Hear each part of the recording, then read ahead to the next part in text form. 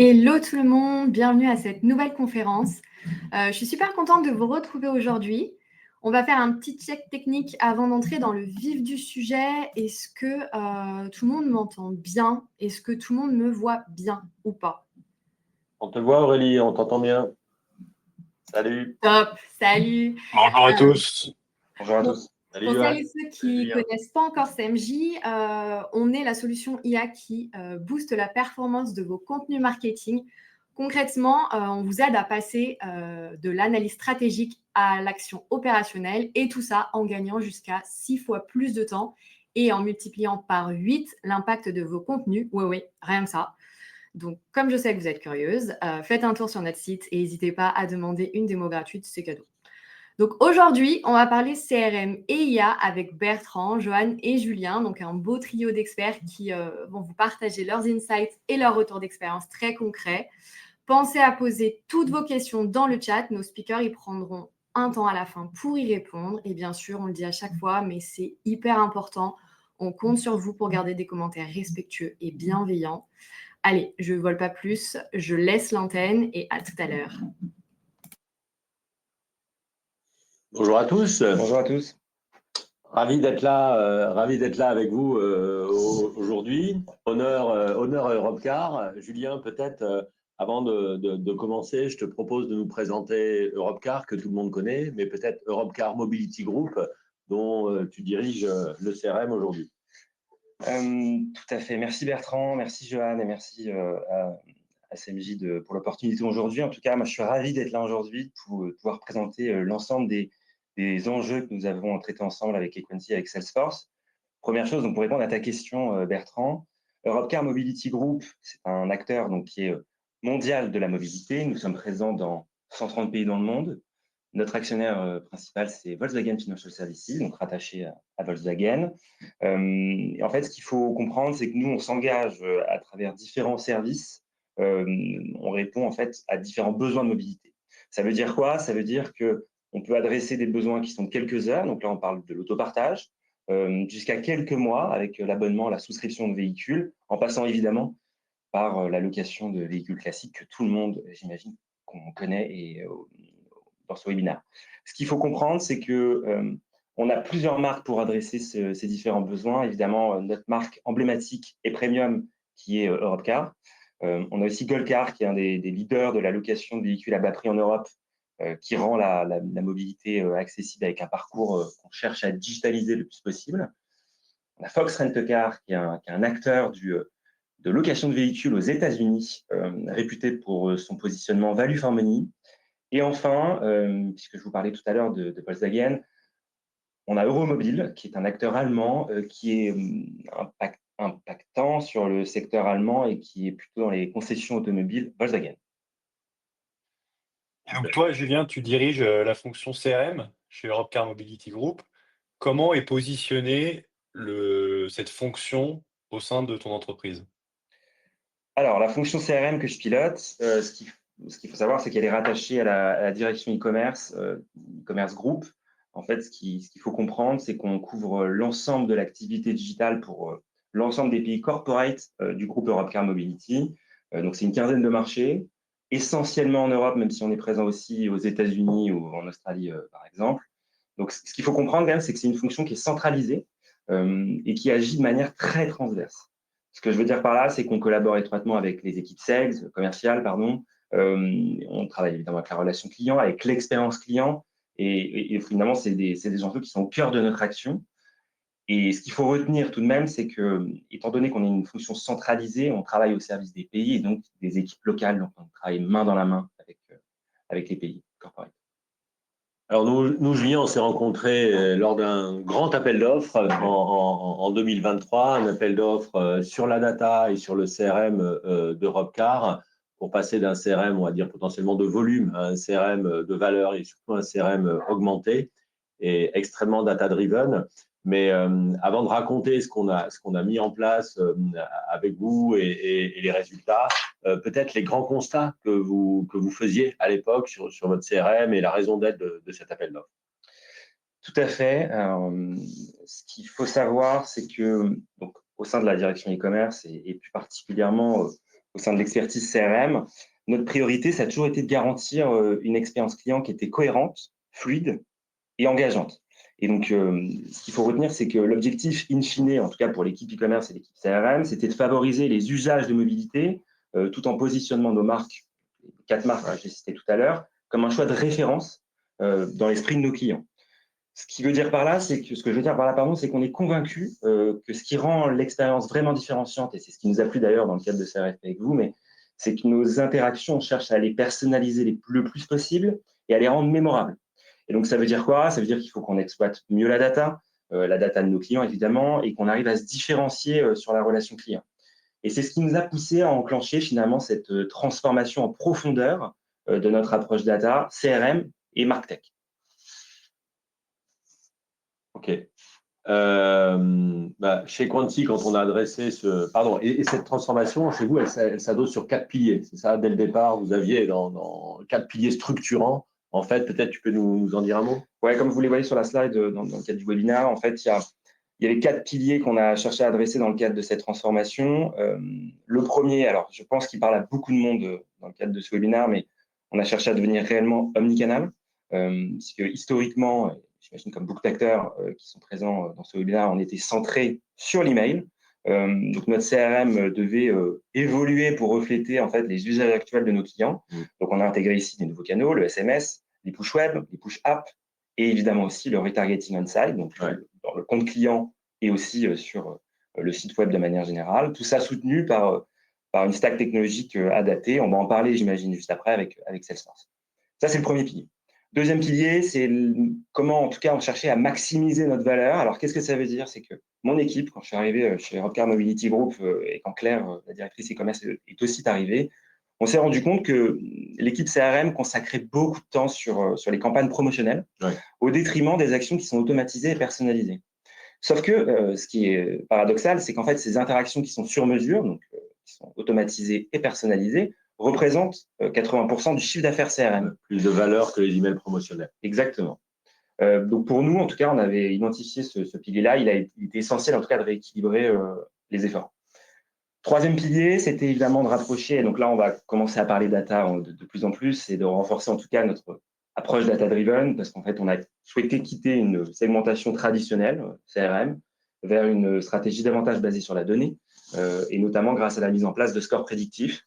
On en parlera tout à l'heure, notamment avec Salesforce et avec Equincy, permettant d'anticiper les besoins et les comportements de nos clients.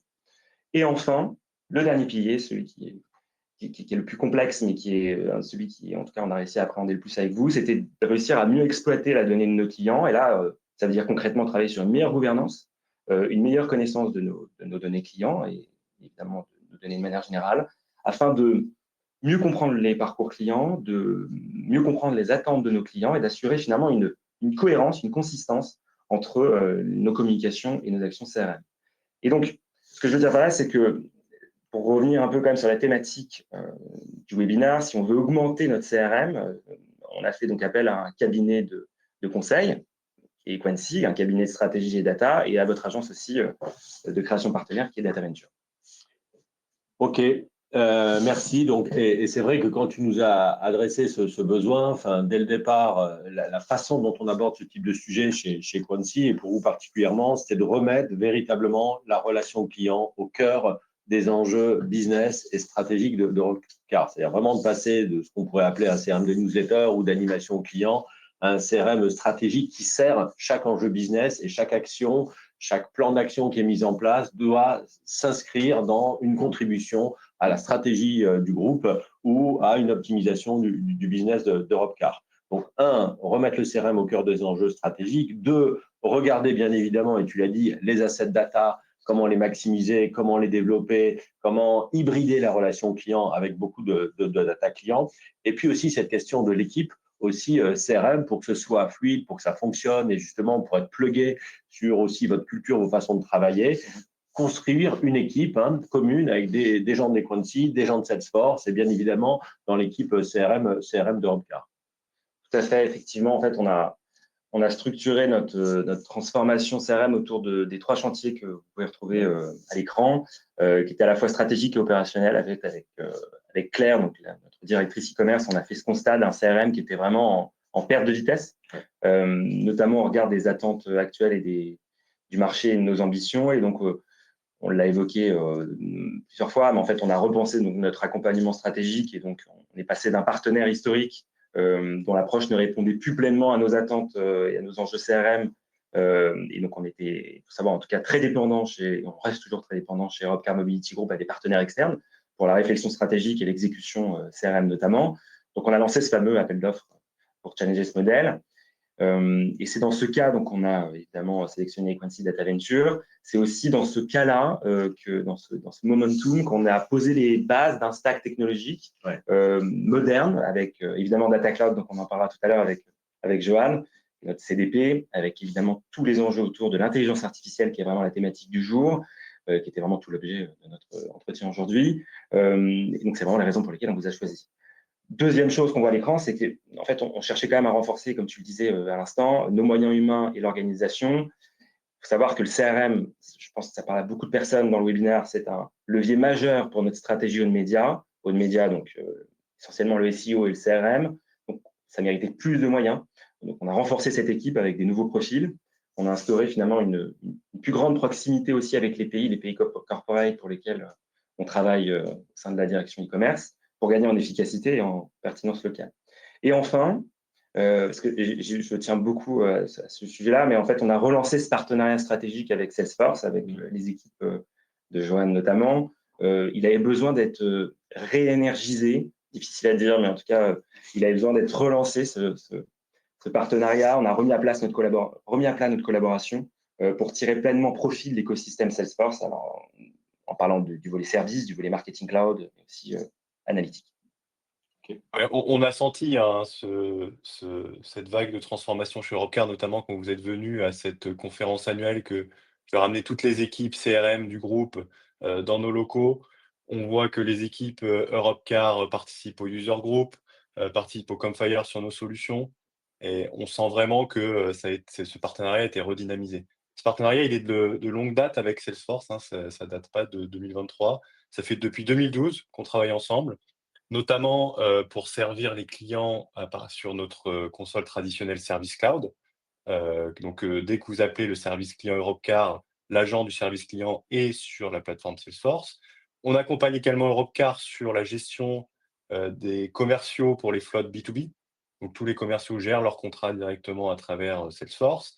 Et bien sûr, le sujet du jour qui est le CRM et la MarTech avec la CDP Data Cloud, Marketing Cloud pour toutes les communications omnicanales, la collaboration des équipes via Slack et évidemment tout le pilotage des performances qui est fait depuis peu sur Tableau.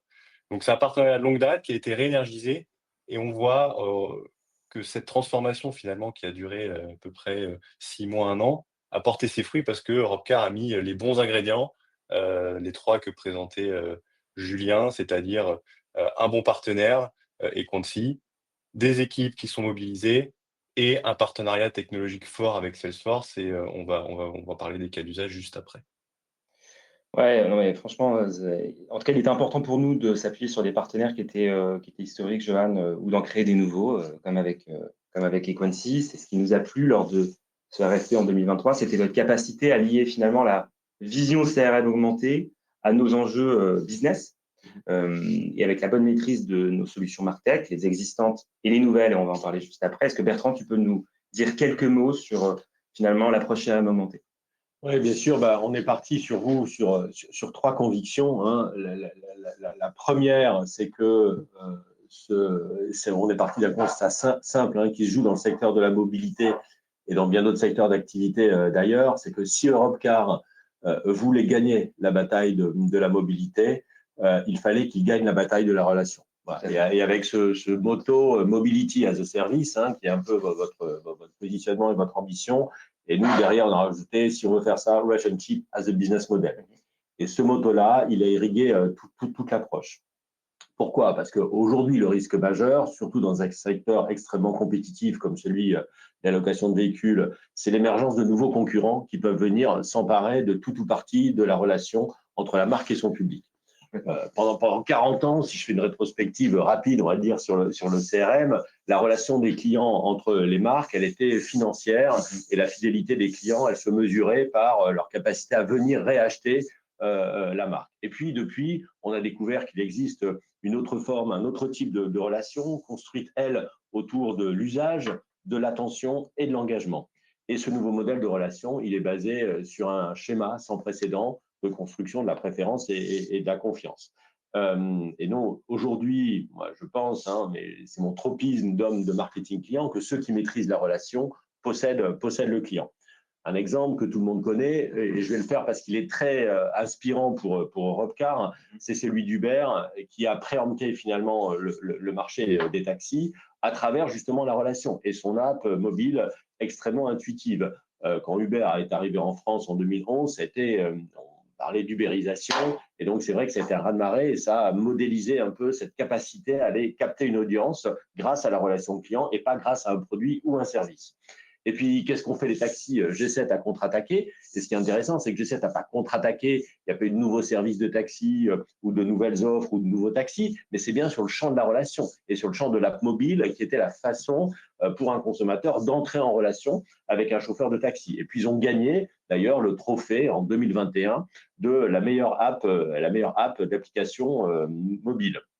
Uber aussi a contre-attaqué, et on le voit dans le schéma qui est à l'écran. Il y a les gens qui ont une légitimité, et c'est le concurrent direct de Europcar sur le marché de la mobilité, les gens qui, eux, vont aller chercher de l'usage, et on le voit dans les drive-in, etc., et c'est des concurrents potentiels aussi pour Europcar, et puis les gens qui ont la main sur la relation, comme les Waze, comme les Uber. Et Uber a étendu son offre à Uber Eats pour avoir encore plus de fréquence sur la livraison des repas, et puis après, en 2022 sur la distribution aussi, la livraison de biens culturels avec des partenariats comme avec celui de Fnac Darty. Non, mais je te rejoins tout à fait sur cet exemple qui est assez démonstratif, mais en tout cas, la marque qui se démarque par la relation, surtout dans un secteur ultra compétitif comme le nôtre, évidemment, comme celui du travail ou de la mobilité de manière générale. En tout cas, il est difficile de se singulariser par le produit, voire même par les services qui sont rapidement copiés. Ouais, et c'est là où il faut être très fort, justement, sur la data, comme sur l'émotion. Une relation aujourd'hui réussie, elle repose sur deux piliers, le rationnel et l'émotionnel. D'ailleurs, tout ce que la data et le CRM ont tenté de faire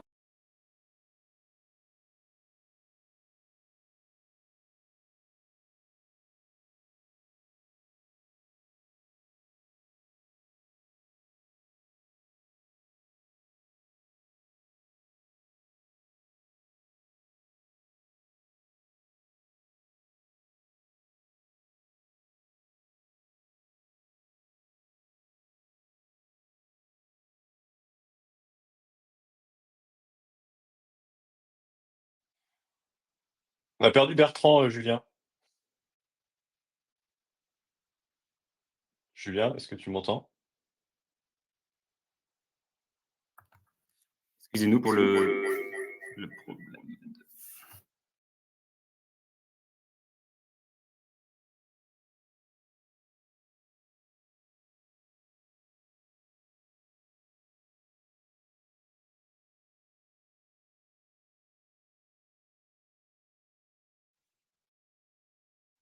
Non, on t'entend pas, Julien. Il faudra que tu mettes ton son.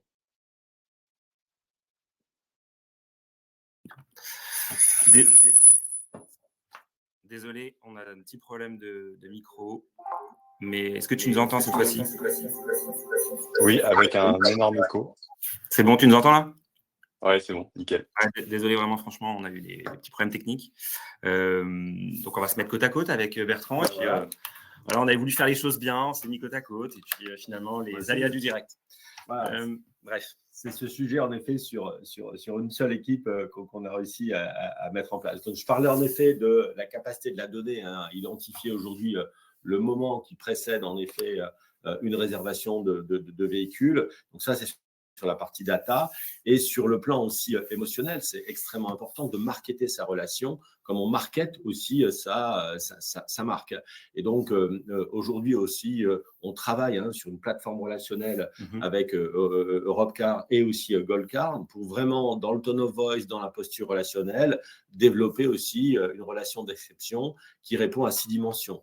Ce qu'on a appelé le côté deeper de la relation en français, simple, une relation donc, qui va travailler la simplicité, la singularité, la personnalisation, l'engagement, sur l'aspect aussi, on va dire, impact d'une réservation de voitures et des véhicules électriques, l'enrichissement et puis l'accessibilité. Et ça, c'est extrêmement important pour nous aussi d'avoir cette accessibilité très forte à la marque pour gagner des points. Ouais, c'est vrai que, en tout cas, tout de suite, dans le cadre j'espère que vous m'entendez très bien dans le webinaire, mais tout de suite, en tout cas, Equency, vous avez réussi à mettre l'emphase sur l'organisation et sur la façon de travailler pour réussir ce CRM augmenté. Peut-être que tu peux nous parler un peu de cette troisième conviction.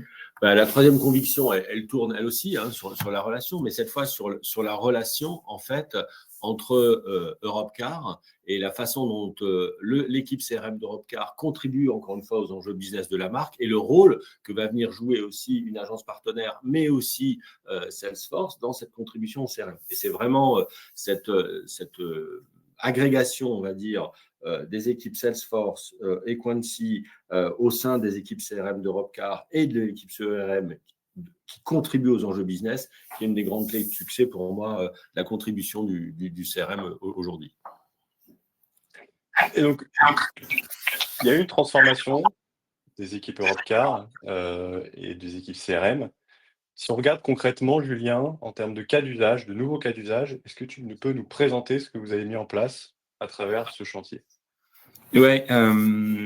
Alors, on va rentrer dans le détail de ces cas d'usage juste après. Donc, c'est juste une petite phase de teasing en tout cas, mais il y a 3 chantiers sur lesquels, en tout cas, nous, dans le cadre du partenariat avec Equency, avec Salesforce, on a souhaité mettre en avant aujourd'hui, qui sont évidemment en lien avec de l'intelligence artificielle. Le premier, c'est finalement de rendre mes équipes, plus autonomes sur l'activation et l'utilisation de la base de données et sur des solutions d'activation sur mesure. Qu'est-ce que ça veut dire ? Ça veut dire qu'en fait, on cherche à, deuxième mot difficile à dire, apporter de l'autonomisation de l'équipe CRM. En fait, on est passé d'une dépendance, pour ceux qui connaissent Salesforce et notamment les requêtes sous Marketing Cloud, on est passé de requêtes SQL.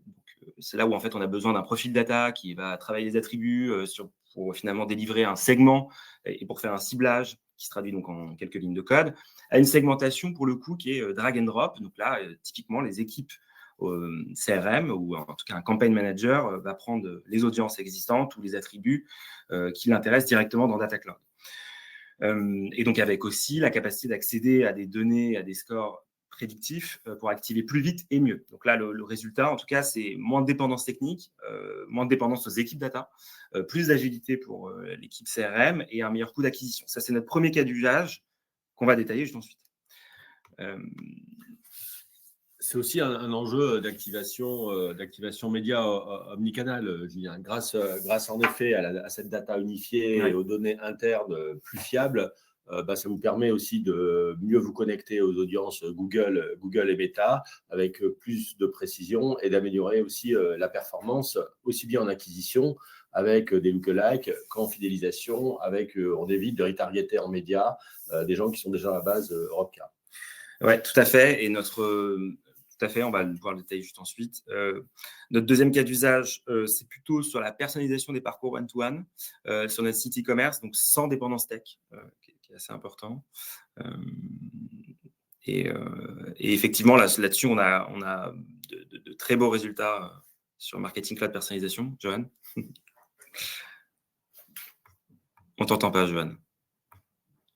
Pardon, excuse-moi, il me semble que vous avez 50% de revenus en plus par rapport à la solution précédente. Oui, tout à fait. On va faire un petit teasing. Un bon teasing sur les résultats qui ont été apportés grâce à la solution. Effectivement, on va en parler jusqu'après.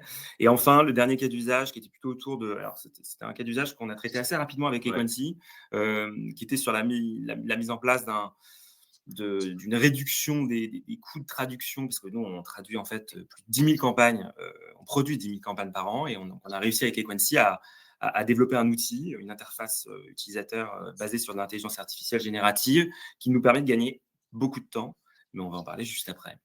On va en parler. Alors, revenons au premier cas d'usage, justement, et cette mise en place de Data Cloud. Julien, peut-être tu peux, pour justement notre audience, dire un peu comment ça s'est structuré et les bénéfices surtout que vous en tirez aujourd'hui.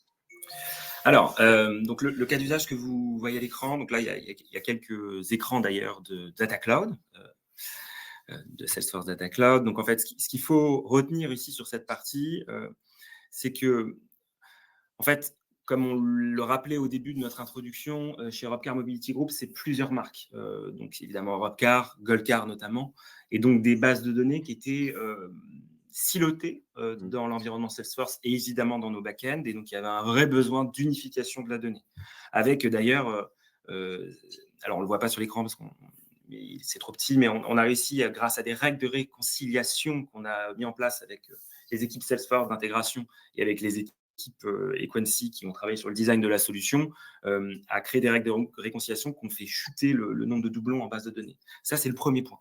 Le deuxième point, mais peut-être que tu vas en parler, c'est sur l'activation média et sur les plateformes payantes type Google et Meta, où là, pour le coup, notre objectif, c'était quand même d'activer la base de données CRM, finalement, sur des plateformes plutôt à des fins d'exclusion ou d'inclusion de contact. C'est ça, exactement. Vas-y.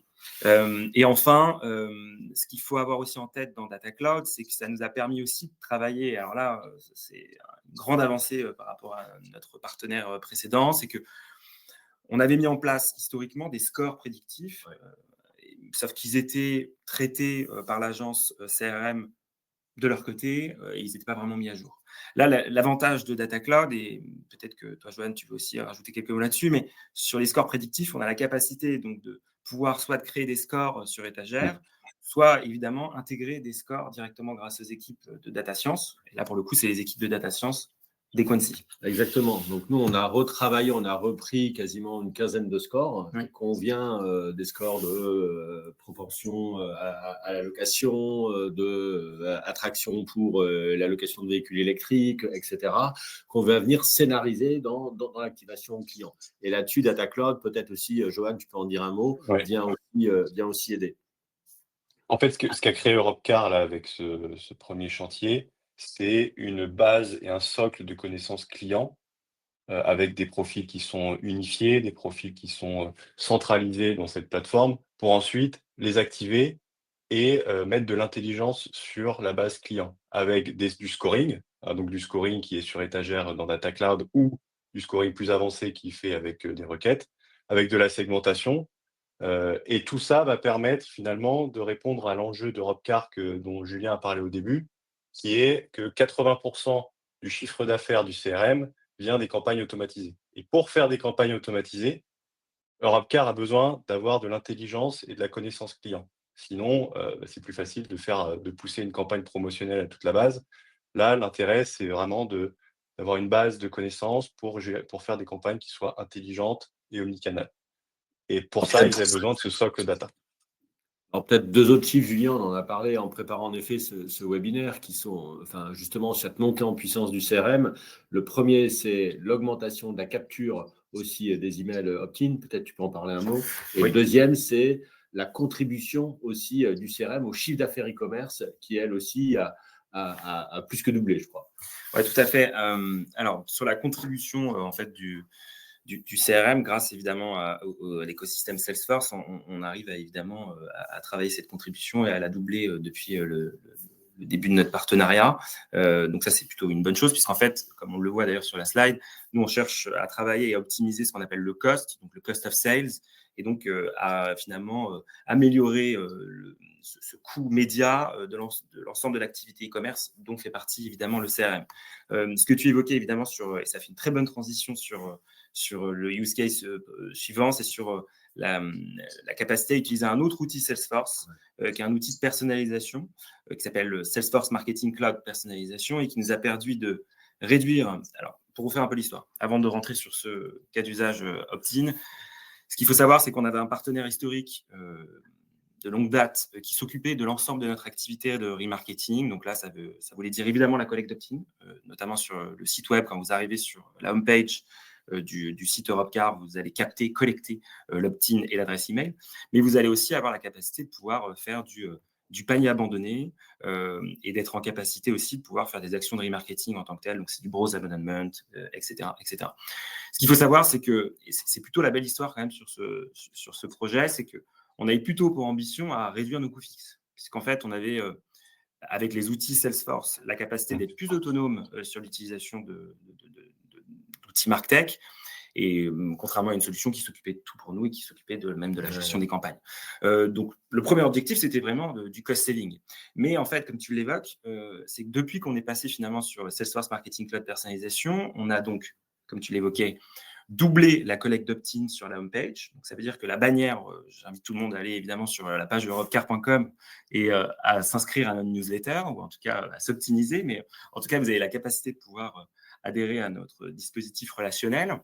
Et ce que je veux dire par là, c'est que maintenant, on a doublé cette collecte d'opt-in, puisqu'il y avait probablement des trous dans la raquette historique, puisque le partenaire avait mis en place la solution il y a quelques années. Et donc, ça nous permet de pouvoir aussi régler les trous dans la raquette, mais surtout s'assurer qu'en fait, la solution ne plante pas et en fait, on est en capacité de pouvoir le tirer de manière beaucoup plus importante. Ce qu'il faut aussi avoir aussi en tête, c'est que il n'y a pas que l'opt-in qui a été mieux collecté, mais c'est aussi un peu le cerise sur le gâteau, c'est qu'on a plus 50% aussi de revenus qui est généré grâce à la solution de remarketing par rapport à la solution précédente. Et ça, c'est hyper pertinent parce que pour le coup, on a fait du cost saving, mais en fait, on a même augmenté notre revenu lié aux actions remarketing, qui fait quand même lien à tout ce qu'on s'est dit en début de présentation, et notamment tout ça sur ces fameux 80% de revenus CRM qui sont attribués à des actions automatisées et personnalisées. OK. Et troisième cas d'usage, donc on est là aussi pour parler beaucoup d'IA et d'IA générative. Hein, tu l'as dit, 10 000 campagnes envoyées par Europcar Mobility Group par an dans 15 pays, 11 langues. Et donc la nécessité aussi de réduire, d'améliorer la productivité sur ce volet-là. Et donc on vous a développé une solution d'IAGène pour la traduction et la localisation des campagnes. Tout à fait.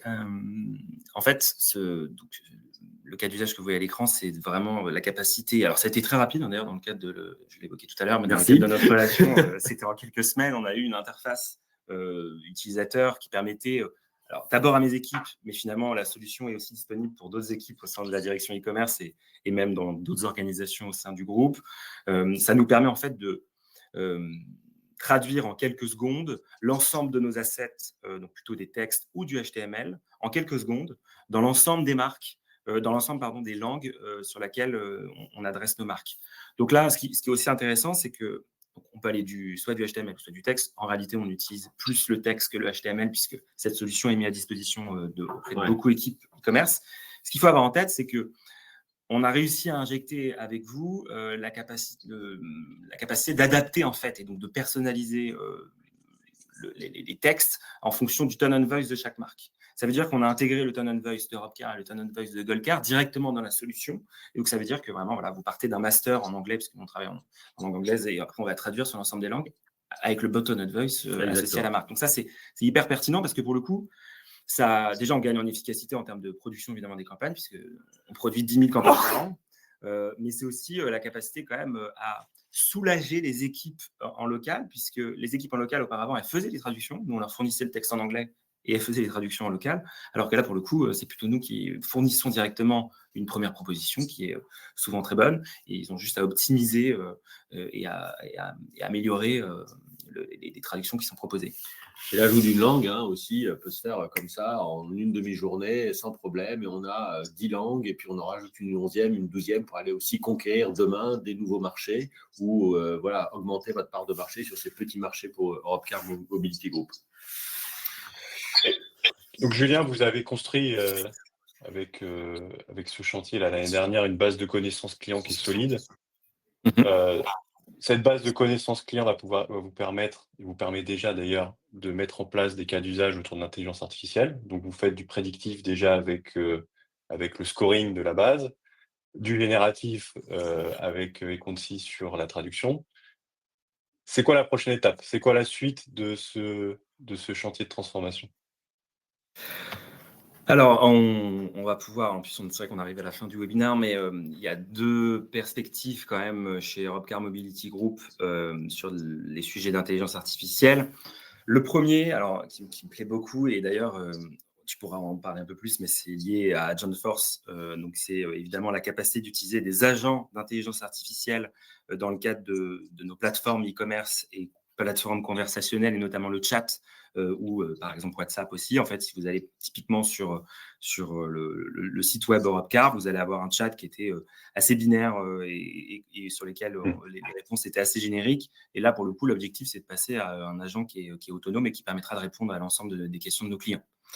Donc là, on pourrait imaginer que l'agent Agent Force pourrait faire du booking de véhicules de A à Z sur WhatsApp.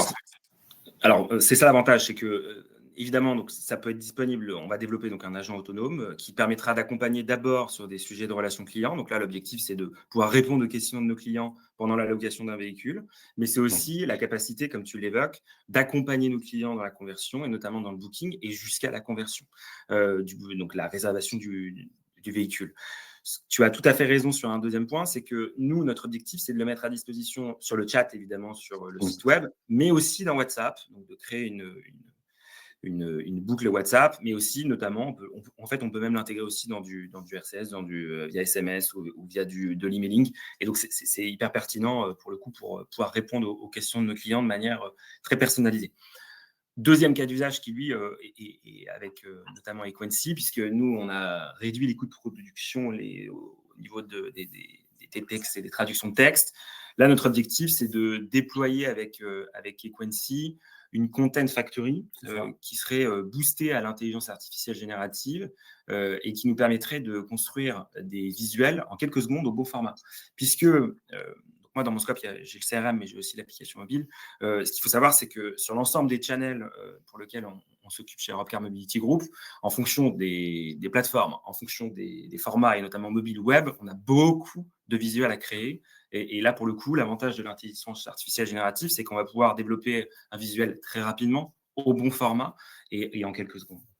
Voilà, et le décliner aussi dans de multiples formats. Donc là, c'est une construction de Creative Library à partir d'assets que vous avez déjà de campagne, et à partir d'un prompt, on peut en effet, grâce à cette solution, développer des templates email, des visuels, et les décliner potentiellement demain en autant de formats bannières IAB qu'il existe. Ce sujet-là, d'ailleurs, il monte considérablement des Content Factory. Nous, on vient de terminer 2 beaux projets pour un acteur majeur de l'hôtellerie, justement, qui voulait recentrer ses activités de création de contenu et faire des synergies entre tous ces contenus médias, digitaux, CRM et, on va dire, affichage. Et puis un groupe aussi audiovisuel pour lequel, justement, on vient aussi in-sourcer, en fait, ces Content Factory, et sous-tendu, en effet, par des solutions d'IA générative avec voilà, une formation aussi des campaign managers à l'usage de ces solutions d'IA générative. Tout à fait. Alors, il est bientôt la fin du webinaire, donc je crois qu'on doit passer à quelques questions. Alors, si on commence par la question de Damien, qui est une question pour toi, Johan. L'augmentation des droits de douane aux États-Unis pourrait entraîner une hausse en Europe sur des solutions technologiques américaines comme Salesforce. Désolé pour cette question, Johan. Alors évidemment, c'est pas moi qui vais pouvoir vous aiguiller là-dessus. Je pense que la direction de Salesforce est sur le coup aux États-Unis. Pour l'instant, les droits de douane s'appliquent à l'inverse, c'est pour les produits européens à l'entrée aux États-Unis. Mais effectivement, l'Europe pourrait appliquer des sanctions sur les services technologiques. Honnêtement, je ne peux pas répondre pour l'instant. Je suis sûr que Salesforce communiquera là-dessus. Mais effectivement, c'est un sujet à regarder de près. Si on prend une deuxième question, pour appliquer votre méthode, donc plutôt autour d'un CRM augmenté, est-ce qu'il est nécessaire d'avoir des ressources en ressources de développeurs? Alors, je vais répondre à cette question, peut-être que tu peux compléter. Il faut savoir que chez Europcar Mobility Group, on a la chance d'être accompagné par une division interne qui s'appelle Product and Tech, une division en mode agile et qui nous permet de pouvoir nous accompagner sur l'ensemble de nos produits technologiques. Et ce qu'il faut savoir, c'est que dans une tribe qui s'appelle la tribe Customer, on a une squad qui s'appelle une squad Salesforce et qui nous permet de nous accompagner sur l'ensemble des produits Salesforce. Et donc, c'est plutôt cette tribe qui va nous accompagner. On a aussi quand même des équipes data en interne qui nous accompagnent, mais en réalité, nous, ce qu'on a cherché à faire, c'est d'être le plus autonome possible par rapport aux équipes tech et aux équipes data. Et c'est pour cette raison qu'on a pris les solutions Salesforce, et notamment Data Cloud et Marketing Cloud Personnalisation. Exactement, c'est même, je dirais, c'est un peu le même type d'approche sur les solutions d'IA générative. L'idée, en effet, c'est de vous autonomiser et donc de rendre beaucoup plus accessible, beaucoup plus fluide, beaucoup plus ergonomique les différentes solutions pour vous permettre de faire beaucoup plus facilement des ciblages, du pilotage, de l'efficacité de vos campagnes. Et donc, je dirais plutôt pas trop besoin de développeurs, mais plutôt de solutions qui rendent justement l'accessibilité très forte aux solutions tech développées ou d'IA et d'IA générative. On va peut-être prendre une dernière question puisqu'on arrive à 30. Il y avait une question sur la Content Factory, mais en fait, on a une deuxième question aussi sur la Content Factory qui est plutôt sur d'un point de vue légal notamment, et de sécuriser les points de vue légaux et notamment par rapport à des processus internes. En tout cas, cette Content Factory, donc pour y répondre, c'est la capacité, encore une fois, de pouvoir créer en quelques secondes des visuels au bon format pour l'ensemble des plateformes et notamment, on peut utiliser directement la solution sur Google notamment ou sur Meta et ce type de plateformes qui sont des plateformes d'advertising. Ce qu'il faut savoir, c'est que nous, ce qu'on avait réussi à faire dans le cadre de la traduction des assets, plutôt les textes, on intégrait un tone of voice. Ici, pour respecter les processus internes, on a aussi une charte graphique qu'on devra respecter. Et l'avantage de la solution d'IA générative, c'est qu'on peut l'éduquer. Et donc, on va lui fournir un script, enfin, en tout cas des règles qui sont strictes, qui sont liées notamment à cette charte graphique. Ouais. Et puis, en question de droit et de propriété, on part. Hein. L'idée, c'est de développer un portail sécurisé GPT. Donc, c'est-à-dire tout ce qu'on va aller télécharger je parlais de cette Creative Library, ça va être des assets propriétaires qui appartiennent en effet à Europcar et on va construire à partir de ces assets propriétaires. Donc, non seulement c'est sécurisé, mais les droits, en effet, c'est sur des visuels qui appartiennent déjà à Europcar. On ne va pas aller chercher des visuels sur le marché et on va bien évidemment aussi à la fin contrôler tout ça. Et peut-être qu'on peut prendre une dernière question, parce qu'il est 31. Bonjour à tous techniquement. Donc, qu'est-ce que cela implique un développement d'un agent IA en termes de ressources? Est-ce que vous avez en interne des compétences nécessaires pour mettre cela en place? Je te laisserai compléter peut-être, Johan. Oui, alors là, tout dépend en fait de la complexité de la donnée dans votre entreprise, parce qu'un agent IA doit se baser sur de la data de l'entreprise. C'est un agent IA qui est fait pour l'utilisation des entreprises. Typiquement, Europcar, tout le travail qu'ils ont fait autour de la donnée pour recentrer le profil client va les aider et va largement réduire le temps pour la création d'agents. Une fois que la donnée est propre, la création de l'agent, ça prend vraiment pas longtemps. Je crois que Julien l'avait expérimenté au Agent Force World Tour. En quelques minutes, vous pouvez créer un agent autonome qui va répondre à des topics et c'est vraiment assez simple. Je ne sais pas si Julien, tu veux faire un retour d'expérience sur son utilisation de l'agent au World Tour. Oui, tout à fait.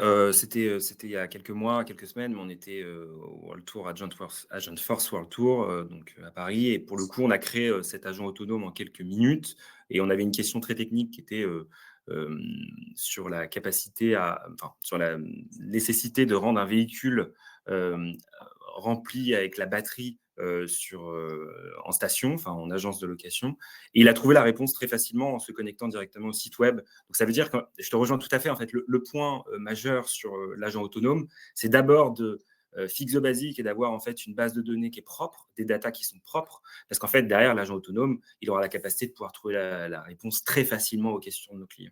Et donc, c'est vraiment ça qui va finalement être un accélérateur, un enabler pour la mise en place. Parfait. Et j'ai la question sur le coût. En fait, tout dépend de la taille et de la volumétrie. Hein. Comme tout le temps chez Salesforce, on sert les entreprises de 1 salarié aux plus grandes boîtes du CAC 40. Donc, évidemment, les coûts sont adaptés aux les entreprises. Aurélie, on te rend le micro. Merci beaucoup. Voilà, c'était la dernière question. En tout cas, un grand merci à tous et à toutes pour votre participation, vos questions et puis votre bonne humeur dans le chat. Merci aussi à vous trois pour cette masterclass. Franchement, c'était super. On espère vraiment que vous avez apprécié cette conférence et surtout que vous repartez avec plein de nouvelles idées pour booster votre stratégie marketing grâce à l'IA. On va maintenant faire une petite pause de 10 minutes, le temps de recharger vos cafés, vos snacks et qui sait, vos chakras. On se retrouve juste après pour une nouvelle session animée par Thomas et Antoine qui, eux, vont vous parler de l'IA générative. En attendant, ne manquez pas notre offre spéciale iScope. Franchement, elle vaut le coup. Et si jamais vous avez un souci pour accéder à la prochaine conf, pas de panique, vous pouvez nous contacter via le support directement sur le site iScope. Allez, on se retrouve à tout à l'heure. Bye. Au revoir. Merci, Merci bonne beaucoup. journée. Au revoir.